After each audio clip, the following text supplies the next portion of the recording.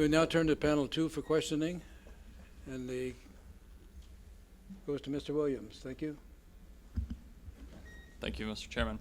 Panel 2, when your name is called, please proceed to the stand and remain standing to be sworn. Mr. Charlie Gillespie, Mr. Luke Hickerson, Mr. Gabe Olin, Mr. Greg Tanner.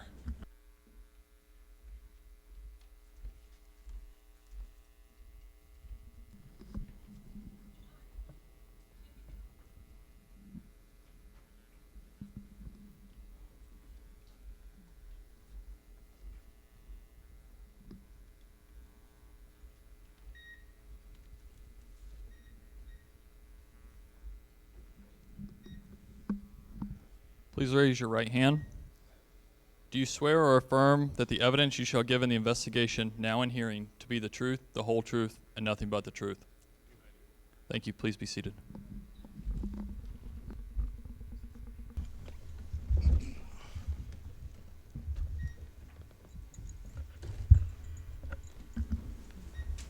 Chairman Wehner, these witnesses have been pre-qualified and their respective experience and qualifications appear in the docket as exhibits in Group 1. I now turn the question over to panel lead, Mr. Marvin Franz. Thank you, Mr. Williams. Good afternoon, Mr. Chairman and members of the Board of Inquiry. Good afternoon, gentlemen. Starting on the left, my left, with Mr. Gillespie, could you please introduce yourselves, provide your title, your organization, and also just a brief summary of your aviation experience with special emphasis on your experience in Alaska.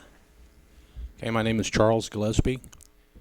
I work for the FAA, and I'm the Principal Operations Inspector for the Hageland certificate. Basically, I arrived in Alaska in 1990 with about 1,000 hours of flight time, and have flown in Alaska since then, and retired in 2011 and went to work for the FAA. I have roughly around a little over 17,000 hours total time, and about 16,000 of that is in within the state of Alaska.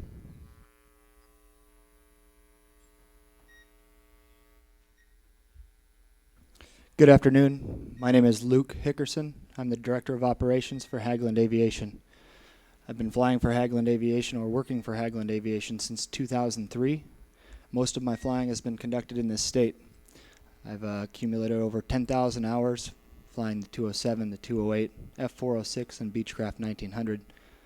I served as a chief pilot for Hageland Aviation from January of 2014 approximately until I was assigned as the Director of Operations in the summer of 2015. Thank you.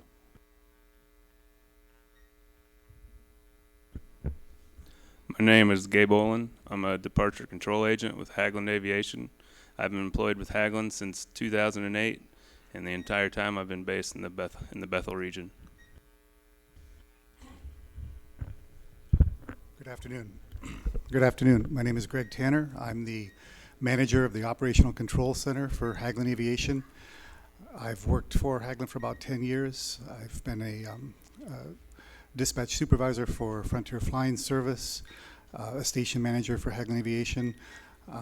I'm a retired Alaska State Trooper captain. I spent a lot of time in rural Alaska where I first became familiar with rural aviation operations. Thank you. Mr. Hickerson, I believe you have a presentation to make, so if this time you could call up Mr. Hickerson's presentation, please.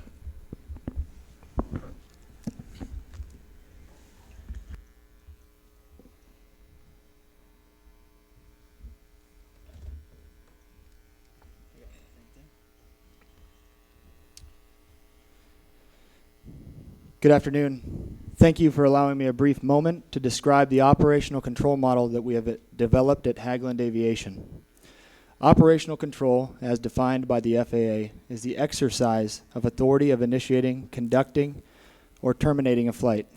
Although that may seem simple at face value, we have created a very robust system, unlike any other Part 135 carrier here in Alaska. Under Part 135 regulations, operational control guidance is general in nature.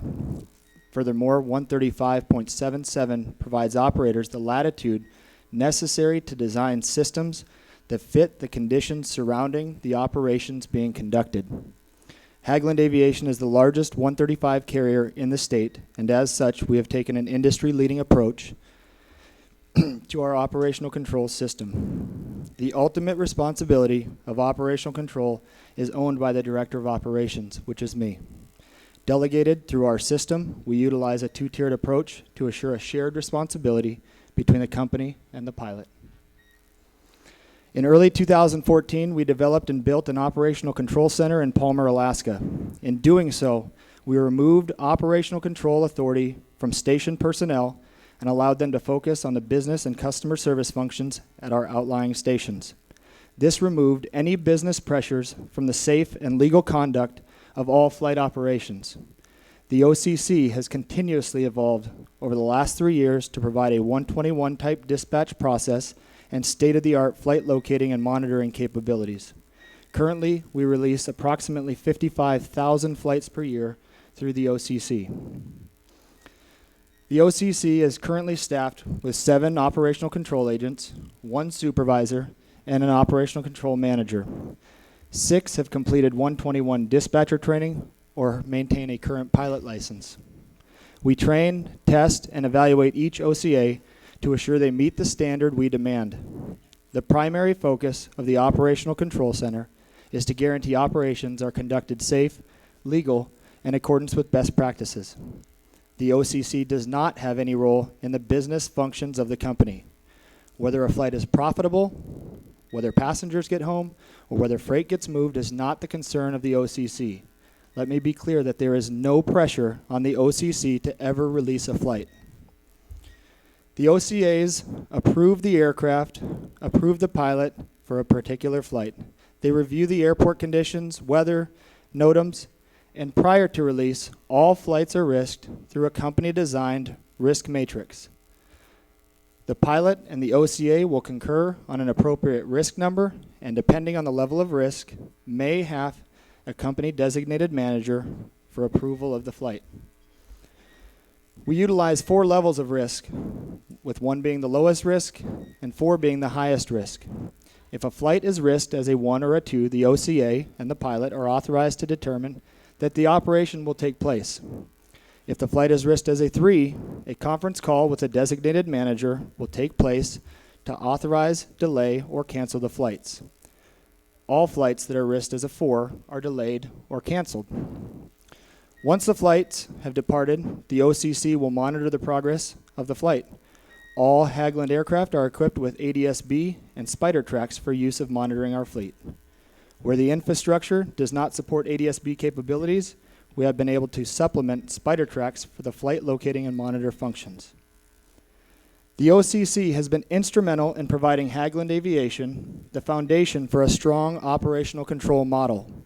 Verification of an airworthy aircraft, a trained and qualified pilot, and safe, legal weather are the backbone of the OCC.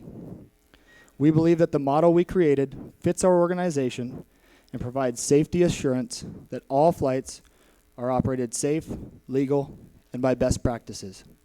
Thank you.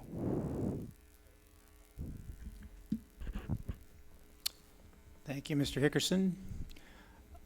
Referring to your slide then, you gave us your presentation, you gave us a good explanation of operational control.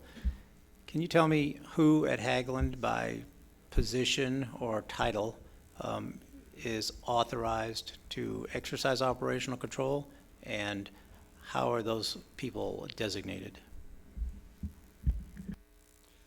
All personnel that are authorized to exercise operational control are listed in the GOM.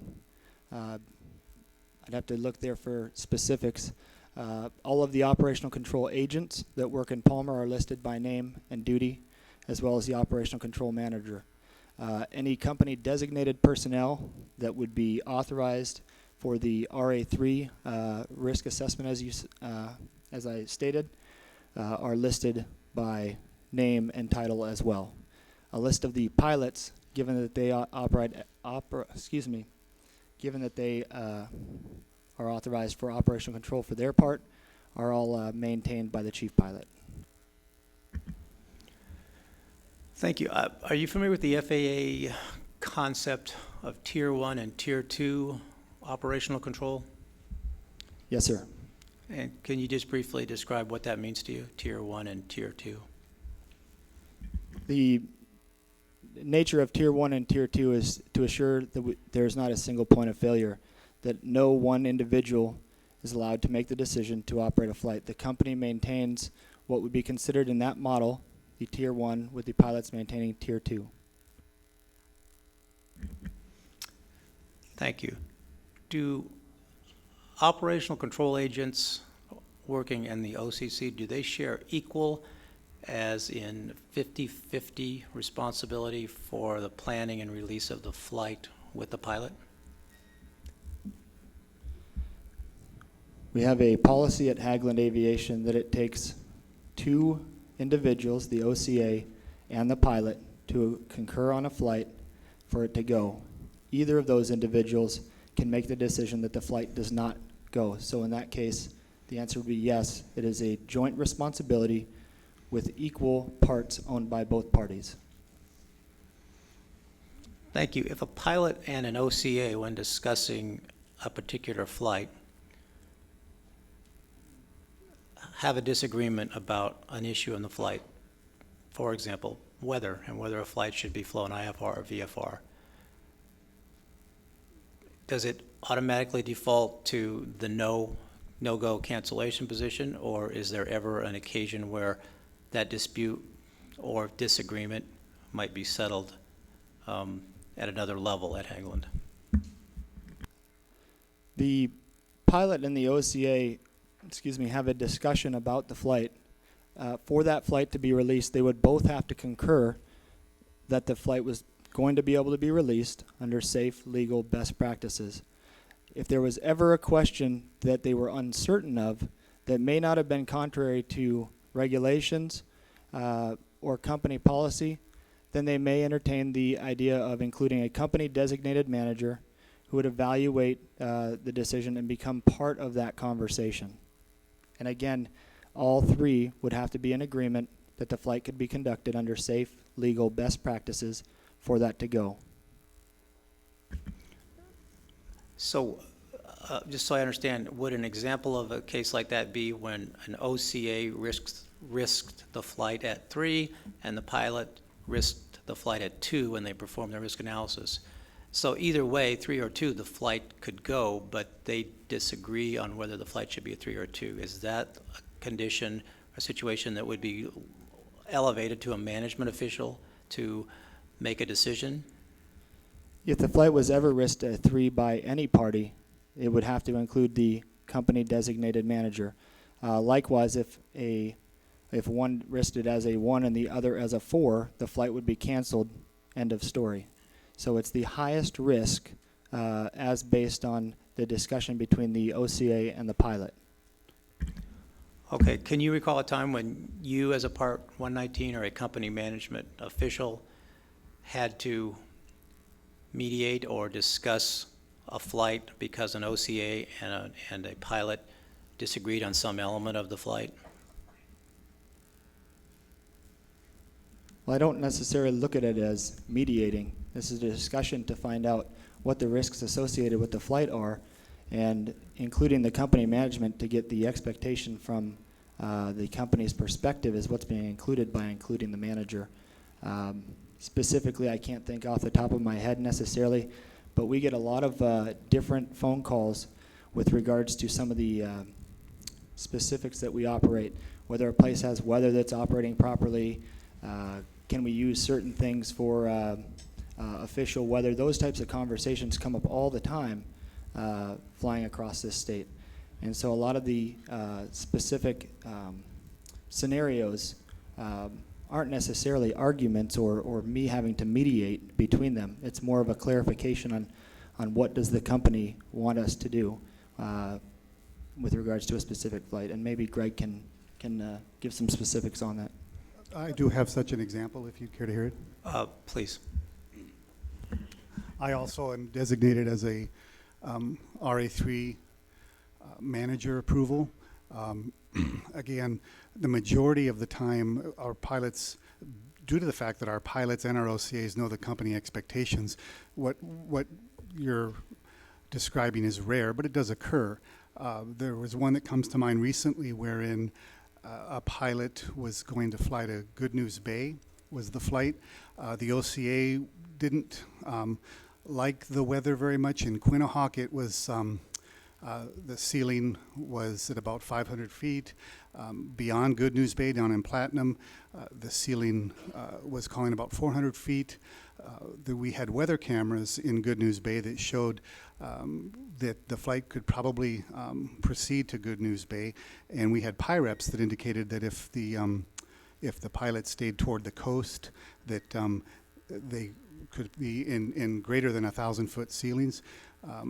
The OCA wasn't real comfortable with it, though, given what they were seeing on the official weather reporting. So they did raise that to an RA3, and I participated in that discussion, and the three of us decided that we were going to just hold that flight until the weather improved. Okay, thank you. Can you, Mr. Tanner, staying with you, could you describe the steps involved in planning and executing a flight at Hageland, starting from the beginning? Absolutely. And the OCC's role in all of those? Absolutely. So that process will start with the chief pilot's office. The chief pilot is going to present pilots to the stations for their 2-week tour. Those pilots are going to come qualified to fly with medical certificates and current check rides. Maintenance is going to provide aircraft to the station that are airworthy. When the pilots arrive, there's a number of ways that they can be designated into which aircraft they're going to fly. Sometimes the lead pilot will make those determinations. Sometimes they will work that out amongst themselves on which aircraft they're going to be assigned. And sometimes station personnel participate in that. When a flight is planned or proposed at the station level, it is presented to the OCC. The OCC makes any necessary adjustments and ultimately either approves or disapproves the flight. And then there is that discussion with the pilot about the risk of the flight. And if it is determined that the flight is within our risk tolerance and is safe, legal, and in our best practices, then the flight will proceed. If not, then the flight is delayed or canceled.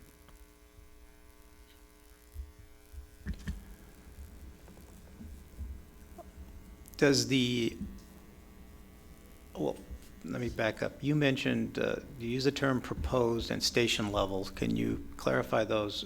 By proposed, who does the proposing at the station level? Who is that?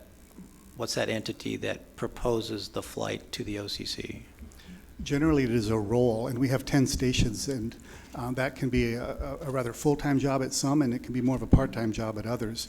But it's the role of the departure control agent, generally, and they are charged with the business decisions involved in moving revenue, and they will make a proposal on moving revenue with an aircraft and a crew. That's presented to the OCC, where again adjustments are made to that proposal as necessary and ultimately approved. So the proposal includes specific named individuals and a specifically identified aircraft, is that correct? That's correct. Thank you. Mr. Hickerson talked about the risk analysis process that Hageland uses, and I'm still a little unclear. I understand that the pilot and the OCA both have to agree what the risk is, and then the flight is released. Does the OCA perform a separate risk analysis and then compare his answer to the pilot who has performed a separate risk analysis, or is it one risk analysis that they jointly compile? We do not want a single point of failure, so to that regard, the pilot, when they call for a flight release, has already determined what they see as the risk level. And then the OCA goes over the flight and the information, and they too determine what level they want to apply for the risk of the flight. There's examples when a pilot may call and say, I believe I am, for instance, a risk level 1A, and an OCA may say, well, actually, it looks like you're going to be a 2D because there's a brand new NOTAM that an AWAS is out of service at one of your destinations. So then they become a 2D.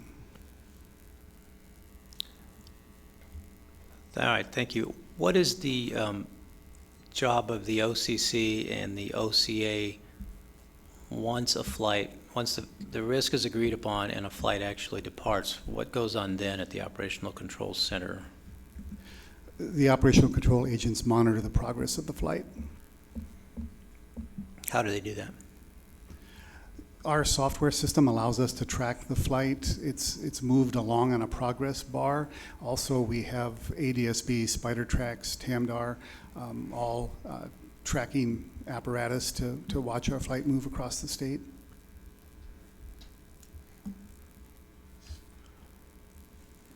All right, thank you.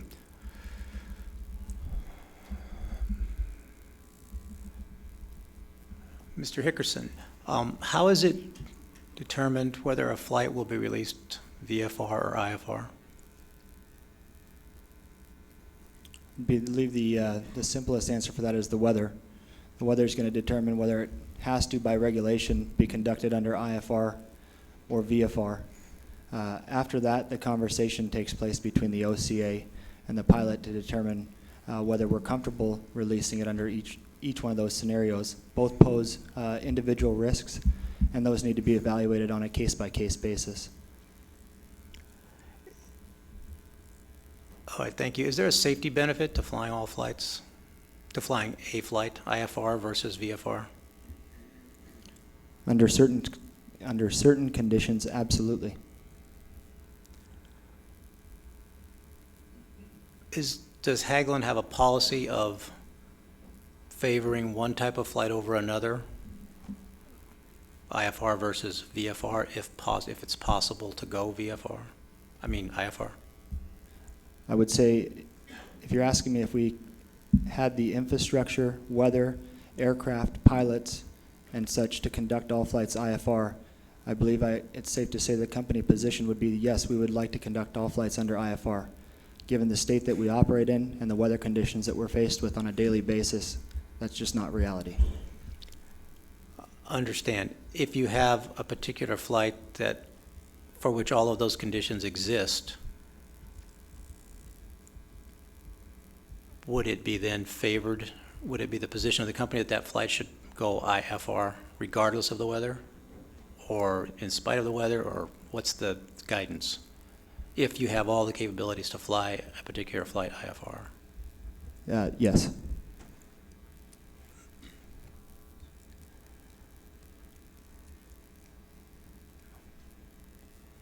If a flight is flown VFR, how is the route chosen for the flight? Route is chosen. We advise the pilots, obviously, to conduct their flight with the most direct route, with safety being the number one concern. Many routes we conduct where it's much safer to, or legal rather, to take a route that's not direct, given that a lot of our flying takes place along the coastline of Alaska. We operate single-engine airplanes that cannot conduct flights on a direct route. So, again, we leave that somewhat to the pilot's discretion with safe, legal, and best practices in mind. And then they do have the latitude under 135 to use flight visibility to make those decisions. We're operating completely under most circumstances under uncontrolled airspace, and it is dependent on the pilot to make that good decision and follow the regulations to assure that we're operating under VMC conditions while flying VFR. What are designated VFR routes? I'm not sure what you're referring to.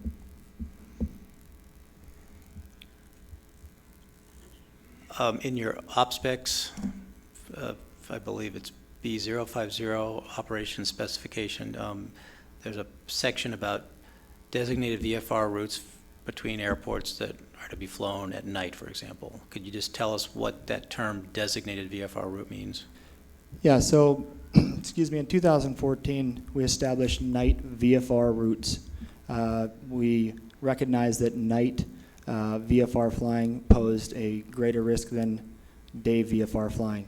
What we did is applied the 135 regulatory requirement for night VFR flights and actually published them in B050 for non-mountainous terrain that would be applicable for a 1,000 foot above the highest point for the intended route to be flown, and for mountainous terrain 2,000 feet above the highest point for the intended route to be flown. We established those and listed them in B050.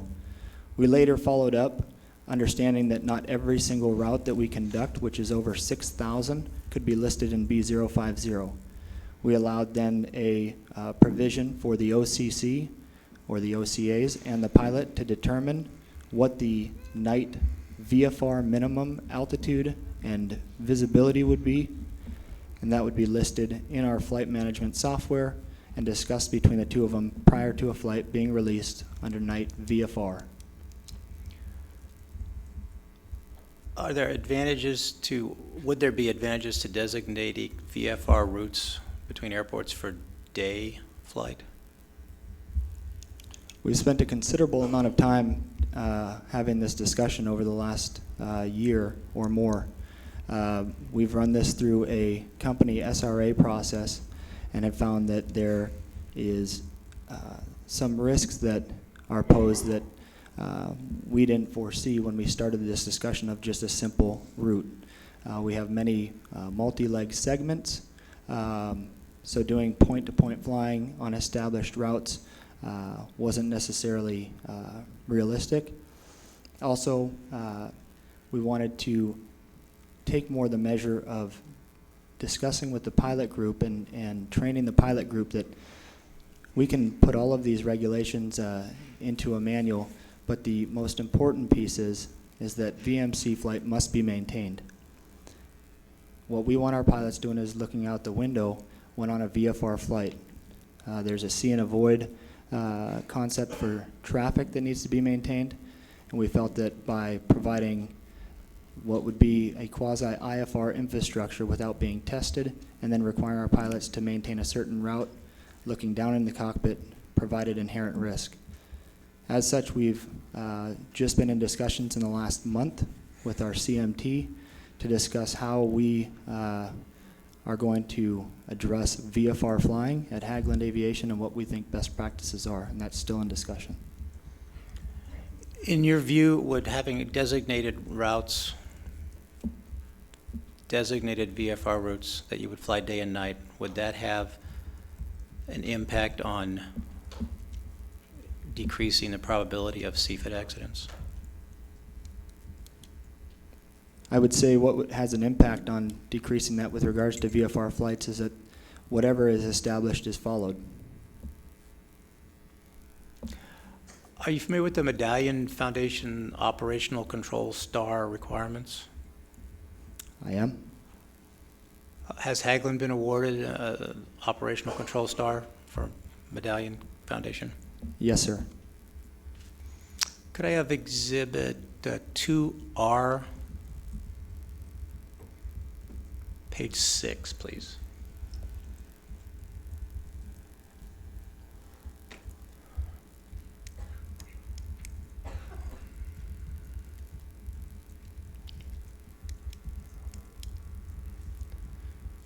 Okay, thanks. Could you zoom in so we could look at line 15 just a little more carefully? Thank you. So referencing line 15 on this exhibit, Mr. Hickerson, are they speaking of the same type of VFR routes that we were just discussing? Yes, I think a lot of the points established here have been points set by Hageland Aviation over the last couple of years, given that we started originally with these night VFR routes. Again, I think our proposal to the FAA and our discussion with the Medallion Foundation about how we intend to meet the spirit and the intent of what this audit point is will create a higher bar of safety than just simply stating a line and an altitude and a visibility. Okay, Thank you. Does Hageland meet the requirement number 15? I'm sorry?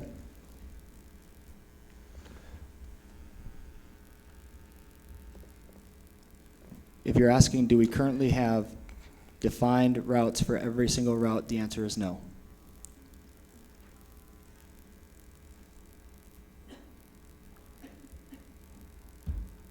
Could you recap, did you say a moment ago that the company is still conducting analysis to determine if it's feasible or reasonable to define VFR routes for all the flying that Hageland does? No, sir, that's not what I stated. What I stated is that the company has taken a position that we do not believe that establishing 6,000 specific routes would be the best way to accomplish this goal and actually fit our operation. We're taking a proactive step to fit our operation, and that includes the establishment of special airports or routes that require special consideration. These would be airports that pose greater risk to VFR operations, but it is our position that a one-size-fits-all blanket policy for the entire state of Alaska would not best serve our operation or the passengers flying with us. All right, thank you. So when a flight currently is released and flown VFR, a Hageland flight, what weather minimums are required for the flight to be released, and then once airborne for the flight to continue? Are you talking the Hageland policy? Yes. Currently, 600-foot ceilings are required at a minimum for the release and 2 miles visibility, and that does differ from the Part 135. And do those requirements apply everywhere, departure, en route, and arrival airport? Yes, sir. So recognizing that you could, through the FAA and weather reporting systems, you can determine those numbers at a departure and an arrival airport, how is the pilot to determine before he leaves, and then once he's airborne, that he's going to be able to maintain those requirements en route? I think going back to the last panel, talking about the very low density of weather reporting, we utilize all available resources, whether official or not. We have people in the different villages we're traveling to. We'll call them, say, hey, what are you seeing? What does it look like? We're trying to utilize all available resources. We use the TAFs, we use area forecast, we use METARs. Again, not that it's official, but the weather camera system has been absolutely instrumental in making those decisions. Once the flight departs, the pilot is the only person that can tell me, based on in-flight visibility, what it's actually doing, though. How are pilots trained to determine in-flight visibility? Well, again, I think this begins at the private pilot level, given that there's visibility minimums for all flying, whether it be commercial or not. At Hageland, we have a lot of capabilities in our aircraft with the usage of GPSs and our safety pilot program to give pilots a knowledge of the local area that they're flying in, and then use the GPS for indicators. There's also paper charts, and we do still use those. Okay, thanks. Do all the villages, the small landing strips and villages that Hageland services have official FAA weather reporting capability? Through our IFR infrastructure study, which ties into that, we found that over 2/3 of the destinations that we service do not have full IFR capabilities. Most of that is due to lack of weather. It's typically found in the Bethel, Yukon-Kuskokwim region. The North Slope is served fairly well, as is the Northwest Arctic and Bering Strait region, including the interior. We find that the Yukon-Kuskokwim Delta lacks severely weather reporting and IFR capabilities. If a pilot then is destined to one of these airports, how does he know before he departs, and how could he determine en route that he has the required 2-mile visibility and 600-foot ceiling to arrive at that airport if the airport doesn't have weather reporting capabilities? Again, we utilize all available resources. We're looking at METARs from other airports that are nearby. What you'll find is typically a village, a cluster of villages, 3 or 4 are usually located close to each other. So although there may not be a METAR on the field at one particular village where that pilot may be destined to go, there's typically weather within, as close as 4 or 5 miles, and usually within 20 miles of that particular airport.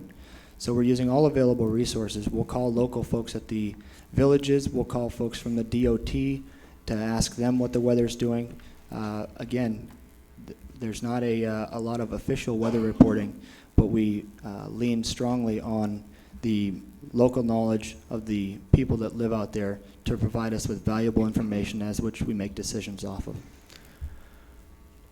Okay, thanks. I think last question for now. What would cause 2 pilots flying the same route, roughly the same time, to take different paths? The same time or 5 minutes separating? Okay, 5-10 minutes apart.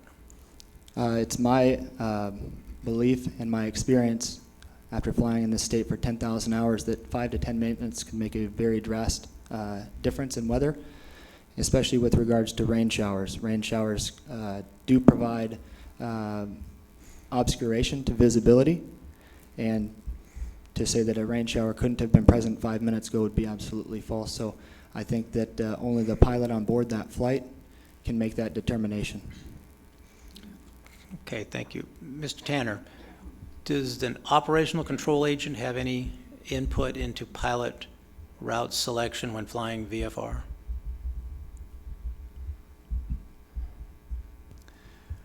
The OCA uses the term routing to apply to the sequence of village that they may stop at.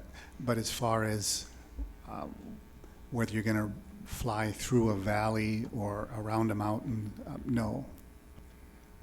Okay, thank you. May I have Exhibit 2S, page 9, please?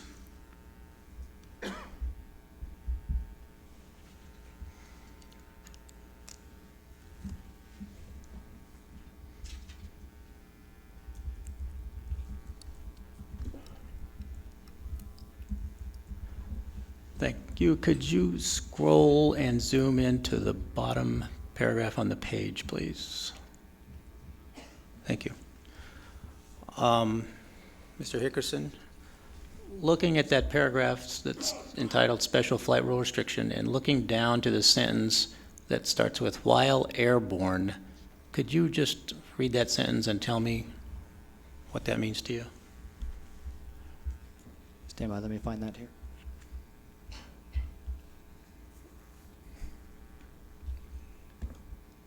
This is an excerpt for the other members. This is an excerpt from Operation Specification B050, which was issued to Hageland from the FAA. Understood. While airborne, if a special VFR operation is required on arrival, the PIC has the approval authority and must comply with the limitations of this paragraph. Would you like me to continue? My question would be, how do you interpret that sentence in the special requirements that begins with while airborne? Oh, got it. Understood. Yeah. So what we require for a release of a special VFR flight is specific approval by the OCC, understanding that weather changes, and we do not want to have any undue risk to the crew. We do want to allow the crew to return under special VFR conditions, and that's what's specifically referenced here is the 602 requirement. To get a special VFR, or requiring a special VFR, would mean 1,000 feet or 3 miles at a controlled airport. So if we did not allow them to come back in under special VFR at 602, we would end up with aircraft circling outside while weather was deteriorating. We wanted to make sure that safety was the priority here, and that's why we allow the flight crews to have to be released under special VFR conditions approved by the OCC, but the arrival down to 602 is authorized. Thanks. You mentioned a moment ago that you used that same limitation for all elements of Hageland, all parts of Hageland flights. Is that published or written anywhere in Hageland documents or pilot guidance or training? How would a pilot know that he has those limitations other than word of mouth? We would not release the flight. 602, and it's stated in the op specs there, 602 is the lowest VFR and special VFR minimums for the company. It states that for special VFR, which is for departing or arriving in airport. I'm asking where in Hageland's manuals or policy or company guidance to pilots does it state that they need to maintain 602 en route, between airports? Because you said that was one of their limitations. Is that published anywhere? Well, the intent of this 602 is it's required 602 for the dispatch of the flight, understanding that the FARs require an aircraft to be at least 500 feet above the ground at all times. So how could one be 500 feet above the ground if the weather was reporting at 500 feet? Therefore, the only way the company could find to be in compliance with the regulations was to require a 600-foot ceiling so as to allow the crews to be at least 500 feet above the ground at all times. But the 602 requirement is not written anywhere in company GOM, training material, guidance. No, it's written in the federal regulations. If you're below 1,000 feet, the minimum visibility is 2 miles of visibility, which is where we came up with 602. You'd have to have a minimum of 600 feet so as to be able to maintain above 500 feet. The requirement for visibility under Part 135 is 2 miles if you're lower than 1,000 feet.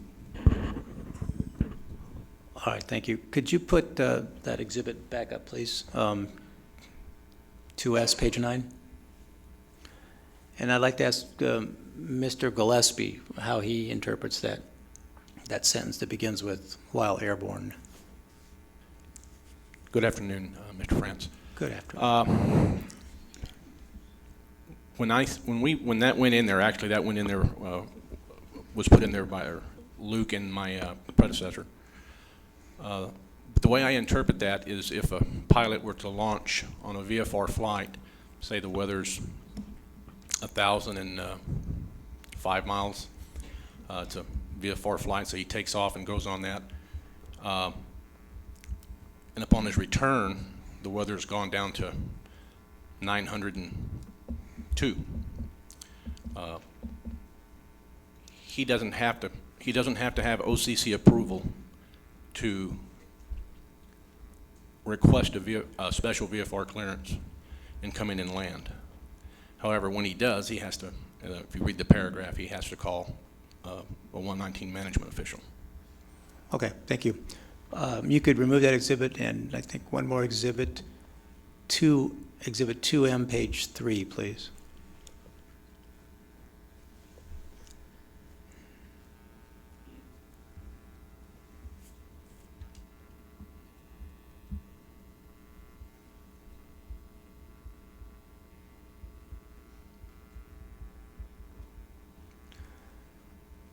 This is a copy of an agreement that was made between Hageland and the FAA subsequent to this last accident.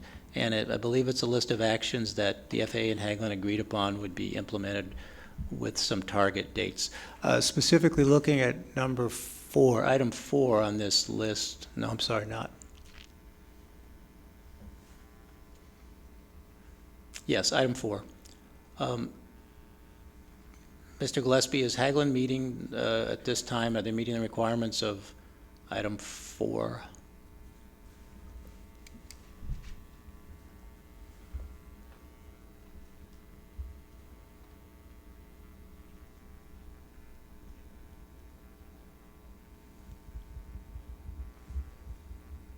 That is where we're stuck on right now. They're up to that point.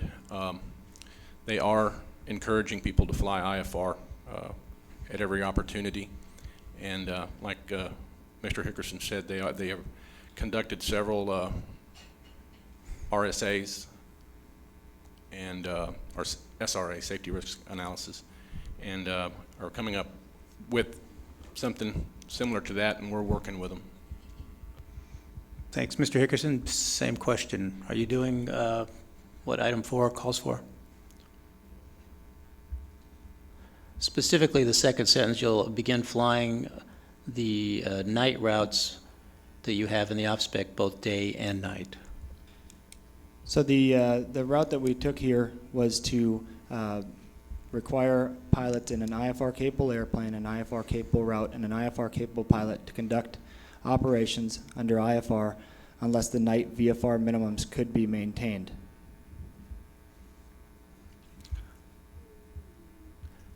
So, if the flight is dispatched VFR because the weather is suitable, and it's between two of the cities where you have designated night routes, does the pilot, or is the airplane as required or as specified by that paragraph, do they have to fly the VFR route? Yes. It's designated? Yes. And Hageland's currently following that? Yes.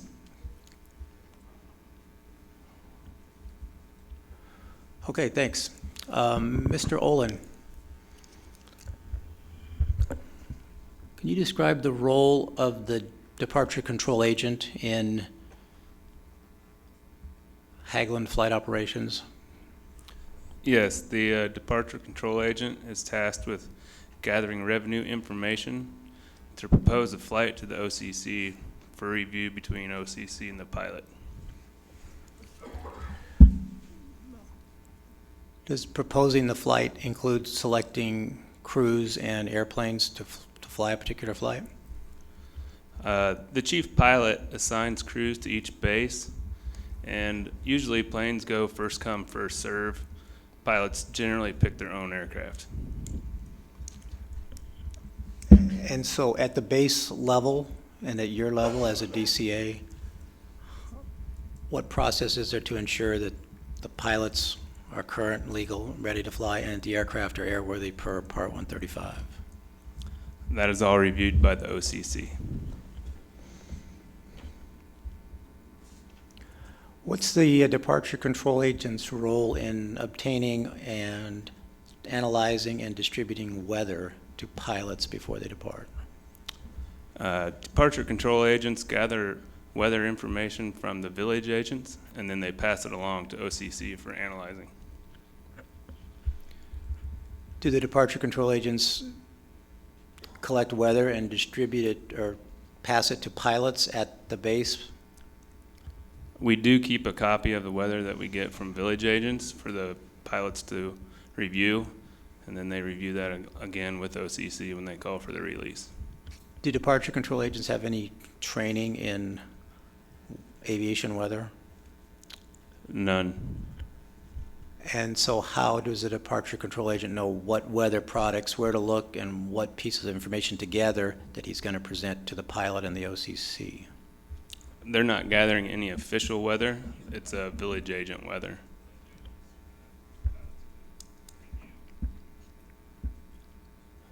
Do you ever get, as a departure control agent, do you get any feedback or comments from pilots on either the quality or the quantity of the weather that they are reviewing there at their base before they depart? Do they request, wish they had other pieces? Are there things missing that they wish they could get? I think they all wish that there were official weather stations at every village.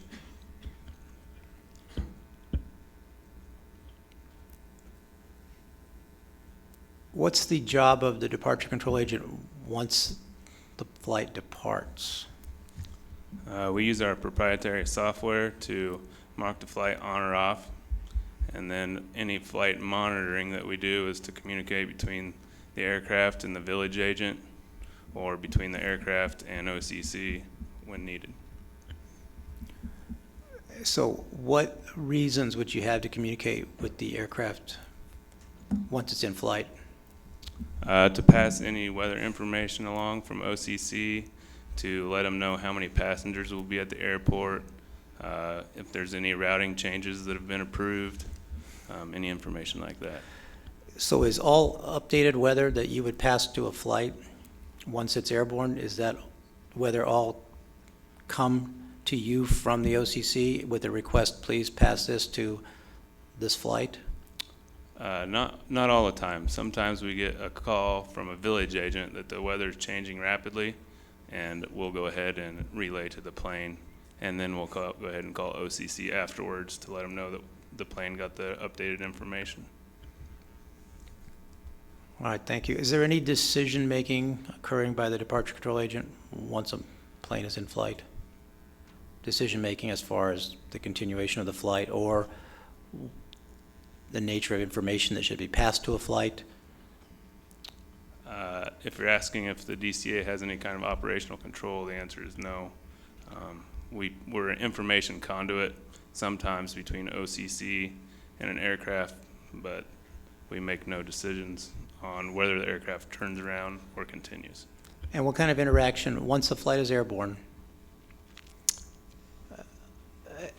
what kind of interaction does a DCA have with the OCA, the operational control agent that's responsible for that flight? If revenue dictates that the flight change its routing, DCA will contact OCC first to see if that routing can be changed and re-risk the flight before they contact the aircraft.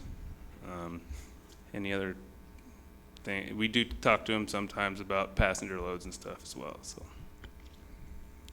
Okay, thanks. Mr. Tanner, similar question to you. What is the nature of routine interactions that an operational control agent would have with a departure control agent for a particular flight? In addition to what Mr. Olin described, the information would flow the other direction. If there's a number of ways that we contact crews after departure. We've heard about some of those limitations, but one of the ways we do that is through the station personnel. They do have better radio communications, and so oftentimes they can relay information from the OCC to the pilot.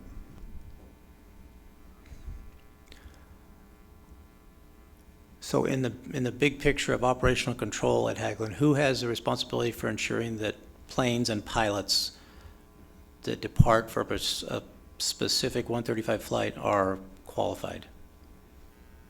The Operational Control Center. And how do they do that? Well, I'm not sure I understand the question because I think I've answered it. Perhaps you can restate the question. You receive a proposal from the departure control agent for a flight, is that correct? And the proposal includes pilots' names and an airplane, is that correct? That's correct. The chief pilot presents the pilots to the station who are qualified. The OCC does additional work and looks back the day before to make sure that the pilot hours are appropriate, what the assignment for the pilot is going to be, how many hours they flew the day before, and they're also looking at our databases and our real-time status of our aircraft to make sure that they're airworthy. Okay, that's good, thanks. Mr. Hickerson, so we've been down in, deep into the OCA, DCA discussion here. On a high level, can you just give me a summary of the distinction between an OCA and a DCA, departure control agent, and an operational control agent at Hageland? Yes, absolutely. Thank you. The departure control agent serves the business function of the company. If you look at our organizational chart, Gabe and the rest of the departure control agents report to the station manager, who report to the director of stations, who report directly to the president. I have no control over the departure control agent or any business function as far as revenue management and revenue planning for the company. I solely supervise the operational, which looks at safe, legal, best practice. The operational control agents are designated the authority to exercise operational control through the OCC process. To make it very simple for you, the only people that need to show up for a flight to operate would be the operational control agent and the pilot. The system is not dependent on having the business function of the company in operation for a flight to take place. If either of those two parties don't show up, the flight cannot go. Okay, thanks. If a pilot in flight then, if he receives weather, probably sounds like likely relayed from a departure control agent, but if he receives weather that indicates that his destination is not going to be doable anymore, and at that point, before he makes a decision to either turn around or divert, is he required to contact the OCC to discuss options or discuss additional weather, or can he make the decision totally on his own at that point? No, they make that decision completely on their own. A lot of these places we're going to, again, don't have weather reporting. And so the last thing I want is them to try to relay information while continuing into deteriorating conditions. So we train the pilots to make the decision. That's what they're trained for. They're professional pilots. Make the decision, safe and legal, and then relay, when practical, back through whether it be another aircraft, whether it be through, we have some 1900s and sister company Dash 8s that fly high. We can relay back to the OCC, or via the village agent back to the base. But no, we do not do flight following for these aircraft. That's not the concept of what we're working out with here, and we have very limited capabilities. Good, thanks. During the worst weather months in Alaska, and you would know those much better than I, approximately what percentage of VFR flights would you say end up turning around or diverting because of weather? I'm not sure the exact number. I can tell you in January and February of 2017, Hageland Aviation canceled approximately 3,000 flights in 2 months.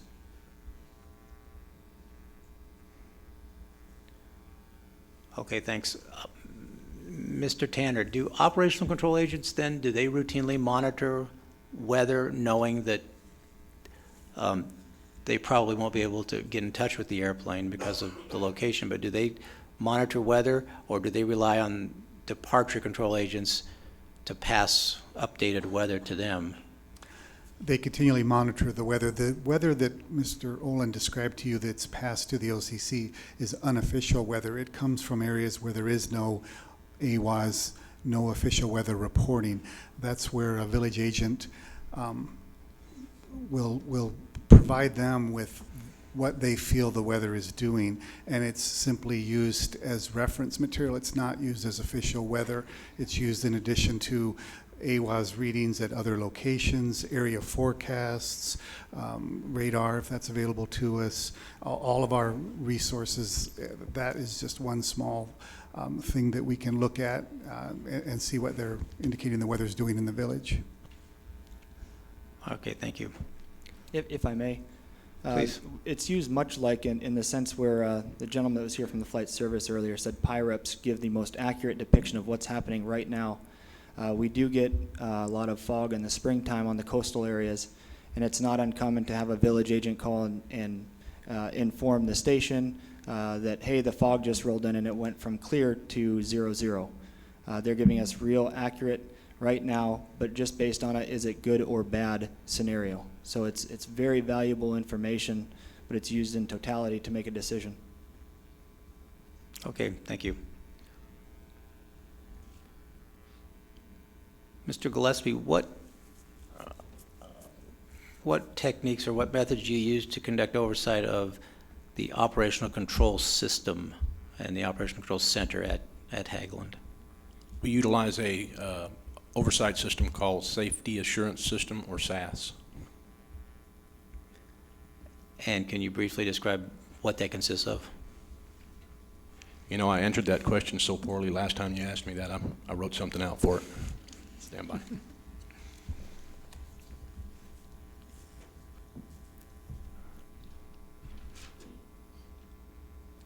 Okay, SAS is an oversight tool utilized by the FAA to identify hazards with a certificate holder in a certificate holder's environment, and assist us and the certificate holder in eliminating or controlling the associated risk. Quarterly, the CMT will meet and review the certificate holder's assessment tool module in SAS, or any time the certificate holder experiences a significant event such as an incident or an accident. Sometimes the chat is changed, sometimes it's not. It is dependent on risk factors determined by the certificate management team. The chat module has a bank of risk indicators, I think it's around 40, such as accidents, incidents, occurrences, enforcement actions, voluntary disclosures, management changes, or turnover in personnel. Some are focused on airworthiness risks, and some are focused on operations risks. By selecting or deselecting a risk indicator and selecting the update link, SAS will generate a data collection tool, or DCT, that addresses the risk indicators you selected. A DCT is a list of questions that can be used to collect and record data from observations made during surveillance and activities. The recorded data is then analyzed, assessed, and an action plan is then executed to address any issues discovered by the DCT. The action could range from sending the certificate holder a letter, pursue enforcement action, or generate another DCT to dig deeper into the risk area. Okay, thanks. Have you ever observed, spent time observing operations at the OCC at Hageland? I have. I'm sorry, you have? I have observed Okay. OCC operations. And have you ever observed OCA, the specified training that the operational control agents receive? I have not observed the ground training. I believe my assistant has, but I have observed OJT training. All right. Is it part of your job, your oversight job, to observe operations at the bases? Yes, sir. All right. Have you ever observed DCA, departure control agents, performing their duties at the bases? I have. From any of these observations, do you have any sense that departure control agents play any role in controlling or dispatching or in any way engaging in operational control over a Hageland flight? I can comfortably answer that, no.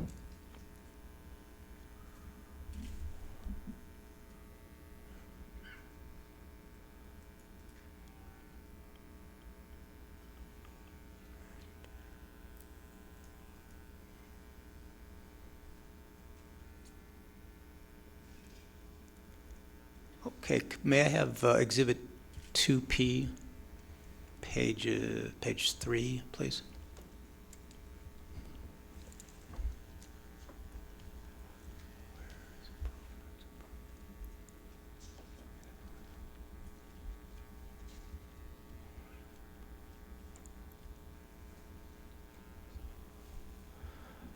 Mr. Gillespie, are you familiar with this letter from the FAA dated May of 2016? Yes, sir. Okay. This is a letter from the Flight Standards Division, the Alaska region, to all operators, and the topic is CFIT avoidance and CFIT reduction. Can you tell me what, if any, of the improvements, and if you could scroll down, please, what, if any, of the items that are listed in this letter as suggested improvements have been accomplished at Hageland, to your knowledge?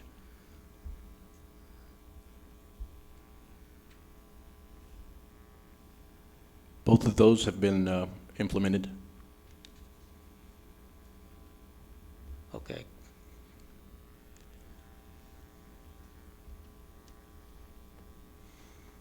They have began, or they're almost concluding their work on the VFR routes.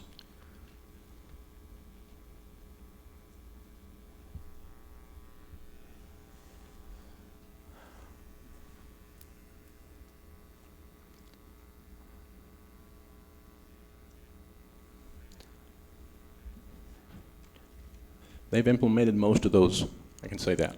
Okay, thank you. You can remove that exhibit. Considering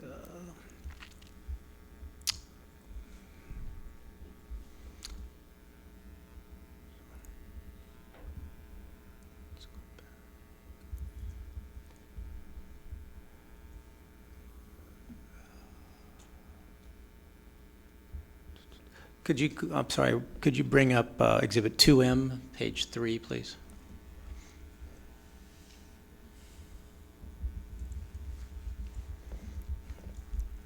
This is going to be the 7-point agreement entered into between the FAA and Hageland. So looking at this, Mr. Gillespie, these 7 points, and a lot of these are carryovers from the letter that we just looked at. Can you tell me, as Hageland, what progress, in your view, Hageland has made, or have they accomplished, or have they achieved any of these, any or all of these points? Looking at that, they have everything there except the FOQA, and they have begun working on that, and they gave us a very specific timeline on when that would be implemented during our last meeting. But I didn't bring that information with me. And the Flight Operations Compliance Monitoring Department, I don't think it's stood up yet, but they still do that with the basic equipment that they have. I think Aaron Witt testified to that earlier. Okay, thank you. Do you know if there's a more current copy of this agreement with maybe perhaps updated target dates to complete these? Or is this this document that you would say Hageland and the FAA are still working off of? This is the document we're still working All right. off of. So have some of those dates shifted? Some of the target dates, for example, the FOQA, the GPS, VFR routes, are all those dates still valid target dates for accomplishment? Do you know? You know, I know that they were planning on having some of the focal equipment installed in a 207, I believe, by the end of next month, or they're going to begin working on that. The issue with the focal equipment is it's being designed, or it's brand new to their type of aircraft. So it's there's going to be some engineering required to install all that. So some of the stuff has been pushed out. We're working with them on that. Okay, thanks. I'd like to leave this slide up, please. I'd like to go down the line and ask each of you, starting with you, Mr. Gillespie. From an operational control standpoint, which is what this panel is looking at, is there one step, one change, one improvement, either something on this list or not, that you would view as most critical to reducing the chances of CFIT accidents like this in the future? Well, I would like to see them fly IFR all the time. That's the one thing, but that's obviously not a possibility yet. Hopefully you folks can help us with that. Okay, thanks. Mr. Hickerson? I would echo that sentiment. I think that it's a very big indicator that CFIT accidents were posed a serious risk to the rest of the industry 40 years ago throughout the continental United States. I think that the technological advances that have been made and the infrastructure improvements that have been made in the continental United States should be replicated here so as to create the exact same scenario. Thank you. Okay, thanks. Mr. Olin? I'm going to echo what both Mr. Gillespie and Mr. Hickerson said. IFR infrastructure needs to be in place to help eliminate CFIT accidents. Thanks. Mr. Channer?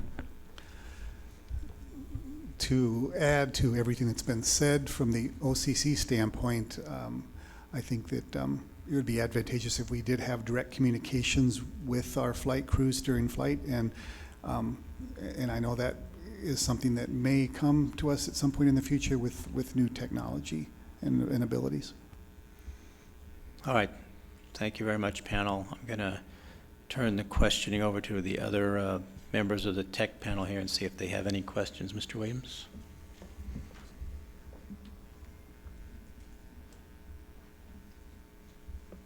Chairman Weiner, at this time, this concludes the questions from the technical panel.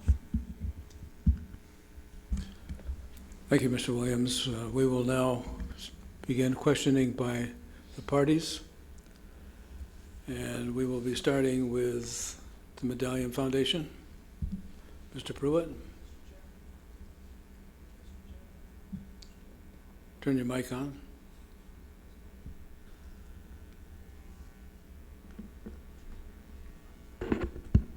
Mr. Chairman, the Medallion Foundation has no questions at this time. Thank you. Understand. Mr. Hickerson from the Hageland?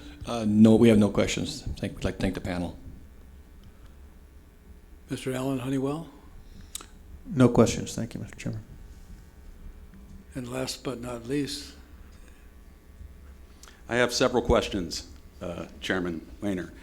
Captain Hickerson, Captain Witt testified in panel 1 that since January 1st, 2016, Hageland had 607 flights turned back or divert due to unforecast weather and 3,564 flights that were canceled due to weather issues. And I don't know whether you got the dates mixed up, but are you, you indicated that January and February of this past year alone, those 2 months alone, there were over 3,000 flights.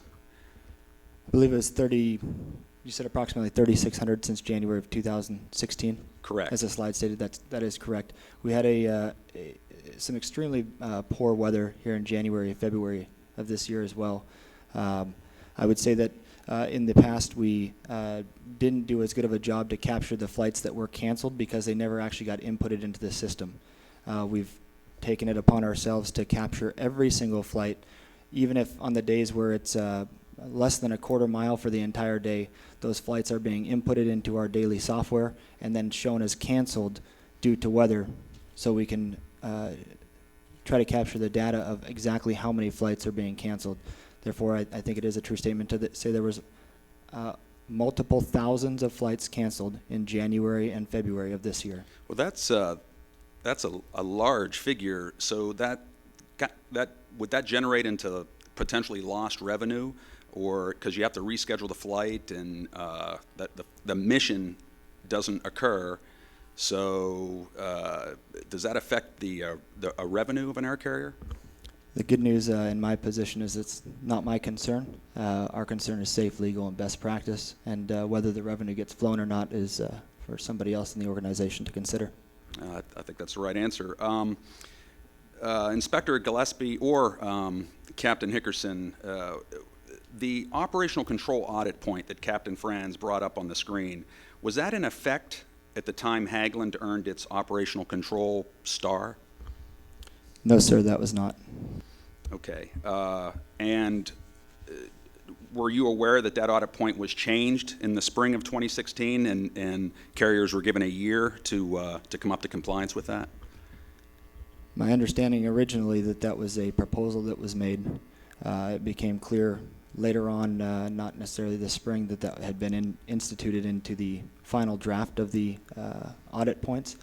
Again, I think the chief pilot and Mrs. Witt eloquently stated that ultimately managing the risk at this organization is the company's responsibility.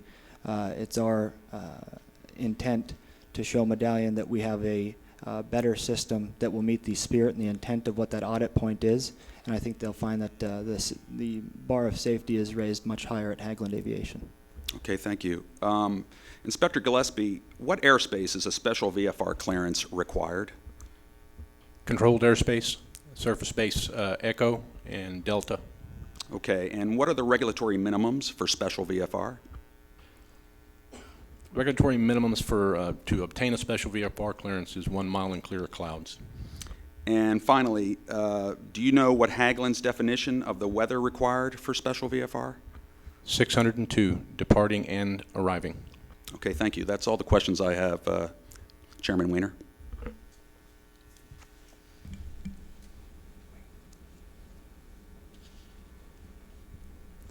Okay, thank you. At this point, we'll take a brief 10-minute break. We'll reconvene at 25 after the hour. We stand in recess.